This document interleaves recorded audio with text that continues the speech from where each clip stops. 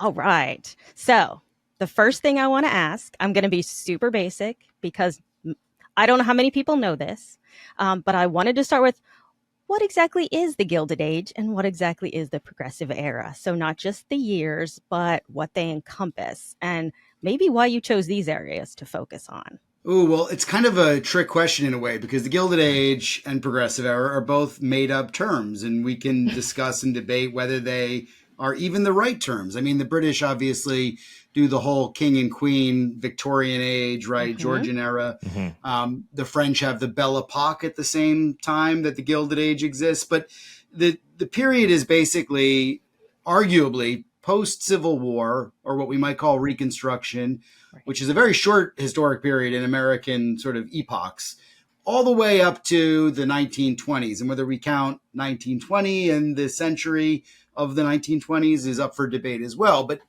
the main defining characteristics of this period are an end to pastoral America. So we see the end of what we might kind of call the agrarian period, and we see the Industrial Revolution really take hold across the country. And that has a huge effect on, well, everybody's life. And not only does it transform the industries that people work in, but it transforms space and time. I mean, literally space and time. So because of the railroads, we get places faster. Because of the telegraph, information goes to places faster. And space, I should say time, in a sense, is actually created by the railroads. Before the railroads, people operated in their own sort of, the sun rises and sets, and that was time. But then once the railroads are around, your time is set by someone else, by the railroads. So it's a transformative time. And I think actually one of the reasons why I'm into it is because I think it probably changed the United States more than any other period. And I know that maybe is up for debate as well, but we can talk about wars, and we tend to characterize epochs in American history with wars, but I think it's much more instructive to do it with technology. Yeah, it seems like it changed people's reality the way you're talking about with the times, because we all see our times as, you've got your whatever 9 to 5 you work. Everything is sort of, broken up into time now, whereas before it was just sun, beginning and end of the day. And like this is the sort of regimented life, would you say? Yeah, I think that's part of it. And I think, it's interesting that you brought it right up to the present, because I like doing that as well. I mean, the way time has changed for us now is pretty comparable to what it would have been in terms of change back then. And what I mean by that is you don't work 9 to 5 anymore. I don't know anyone that works 9 to 5. We have our cell phones. And, that's true. Sadly, our bosses can get right into our pockets now, so that's a major change for time and space. But I also think in general, we can think about railroad travel like airline travel. We can think about the telegraph like the internet. And if we think about how those changes took place in our own lives, I'm a Gen Xer, which means that I've seen both sides of the coin. I can tell you my life is comparably, incomprehensibly different now than it was in the early 90s. Yeah, that's actually really interesting to compare it to now, because I think the oldest instance that I can remember of someone essentially being like old man yells at cloud I'm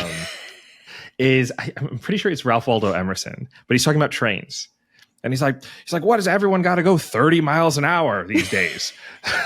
He's like, come on, live a little, take your time. Slow down. It's too true. It is too true. I mean, and I'm at the stage as well where I'm kind of like, I'm the old man yelling at things now. Like right. I can't program my VCR, But the 5-year-old can, you go out and find like a small child and they can fix your phone and do everything. Absolutely. So despite the fact that there's 2 titles in your podcast and 2, and I think of them, at least from a non-expert's perspective, as 2 different things, do you sort of look at them as like one unified epic as far as American history goes? Yeah, I mean, that's a really good question, because I did used to think about it the way you did until I talked to people that have also gone and done deep dives on this period. And they've said, you really have to view them as one period as a whole. And whether we call it Gilded Age and Progressive Era, some people have said call it Reconstruction in the Progressive Era. Some people have said get rid of Gilded altogether.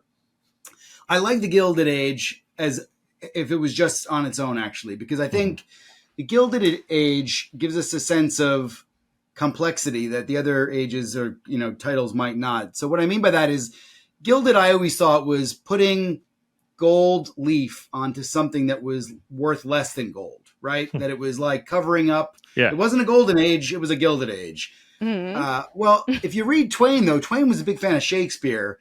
And Shakespeare had that phrase, gilding the lily. You may have heard of that, gilding the lily, which kind of meant like putting gold on top of something that's already worth everything and as priceless as it is. And so it's an age of excess. And I like that idea about the period as being one of excess, Yep. both in terms of change, but also in terms of runaway wealth, which we can kind of compare to today, whether it's Elon Musk and Bill Gates or whatever, but also excess in terms of people's appetite for things, and the marketplace. And it's, for me, that's a really good way to describe the period. Hope you liked the video you just saw. If you do, please like it and subscribe to the channel. It helps something called an algorithm. If you want to check out more content, check out our podcast highlights playlist for some goodies. And if you really want to help us out, check out our Patreon. The link's in the description. Thanks so much.